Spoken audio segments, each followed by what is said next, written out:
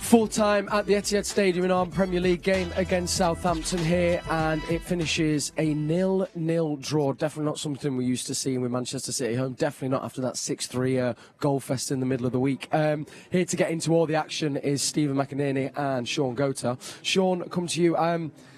Disappointing, or do you think actually there was something there that we can take away that was quite positive? Well, disappointing. I don't know.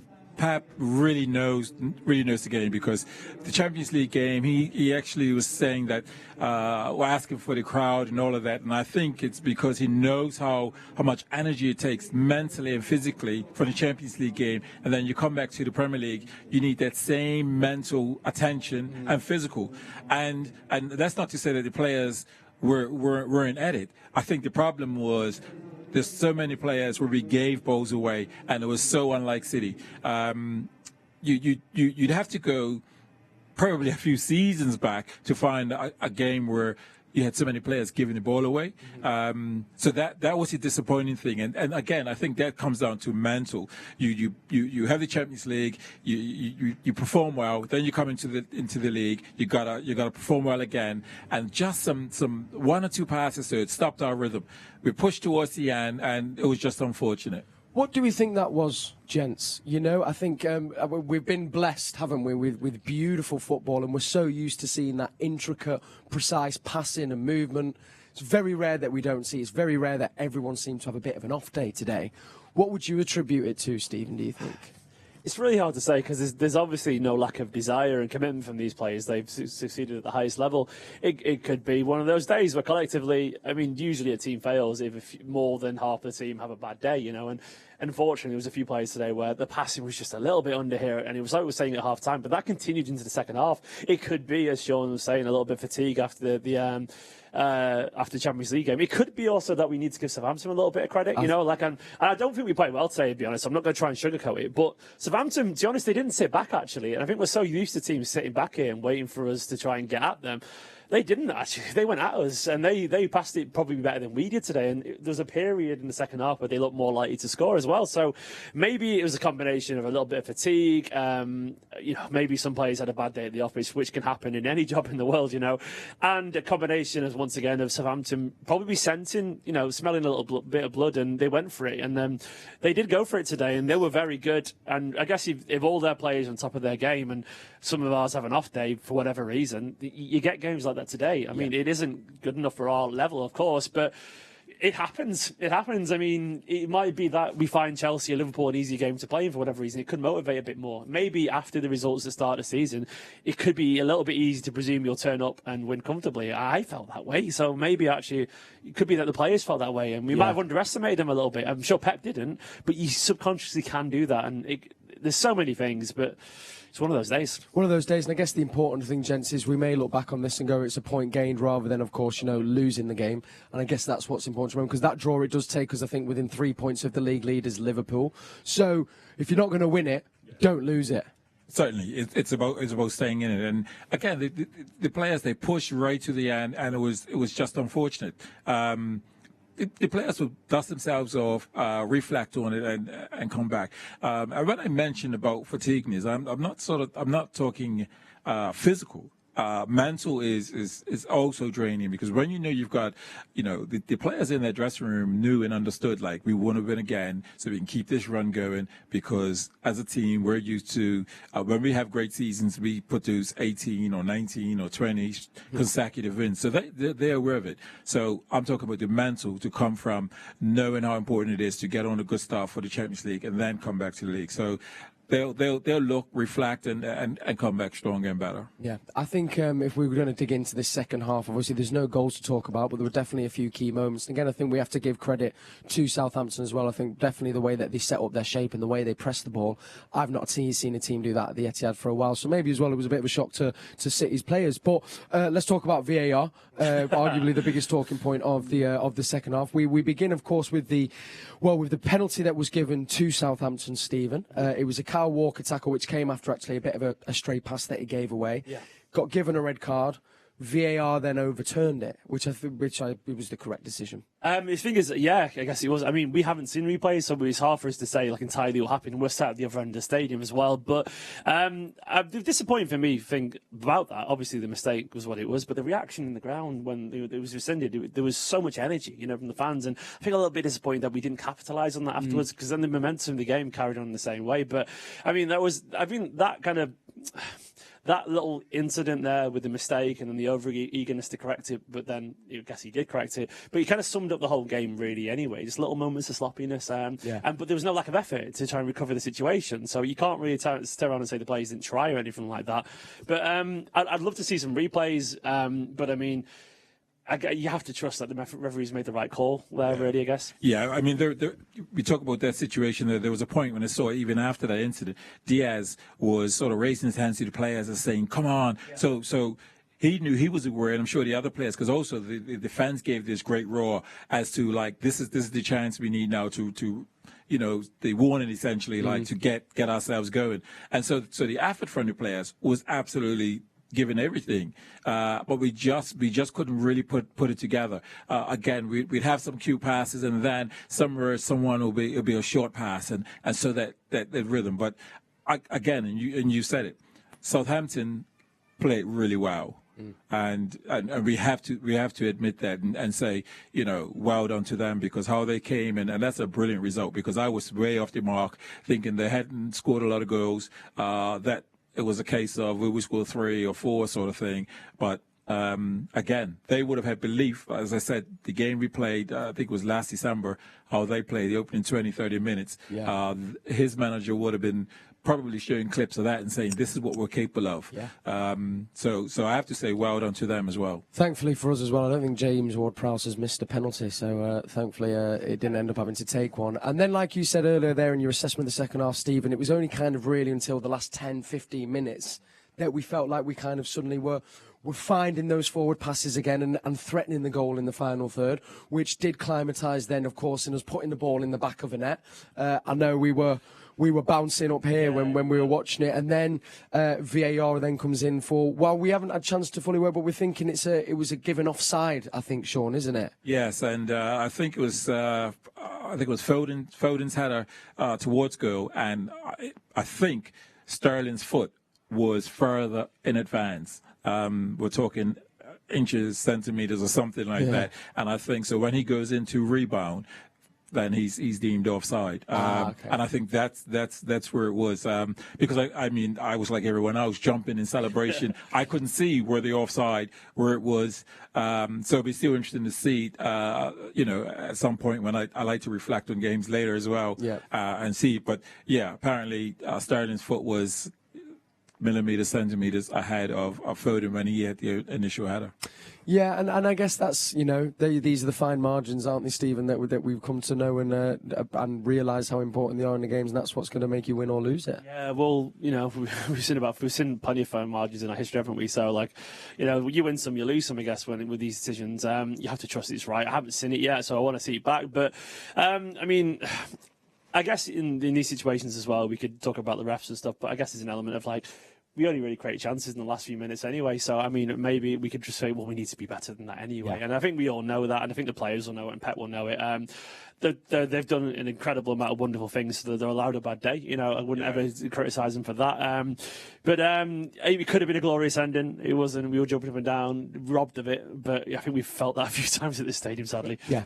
I was going to say, Pep is a manager who doesn't complain about referees. He's the sort of manager that's like, listen, put the game out of the referee's hands. Go and score 2, 3, 4 goals. Yes. But I can sit here and say, I think the referee was disappointing. And I, as a player, was one to never really use the referee as an excuse. But I think a couple of his calls were not good. Yeah. Well, that does also, though, don't forget, that only puts us 3 points behind the league leaders, Liverpool, which, of course, are our next 2 league games. We have Chelsea away next weekend, and then the next league game after that will be Liverpool away. So some big points. PSG game in the middle as well. There, and then I think there might be actually, with Wickham on Tuesday as well, of course, in the League Cup. We'll come to that in just a moment, but just a couple of questions from you guys that have been getting in touch on our WhatsApp. And as we say, we really appreciate you getting involved. This show is as much ours as it is yours. In fact, it is for you. So any questions you have, I love putting them to our guests. This is a great one. It came from Stanley. And Stanley said, with all our players fit, Do you think Torres will continue in the striker role, or should we return to the false nine? It's a good question. Well, are we playing the false nine? Because again, you see Sterling doing it for periods. Torres is a quality centre forward, and I probably need to refer him as that because, again, he plays like a brilliant centre forward for me. I suspect he'll play majority games up the middle as a centre forward. So, but trust in Pep because Pep is also about players being fresh enough for the next game. Yeah. You know, I sit here from a time and an era where I wanted to play every game after game.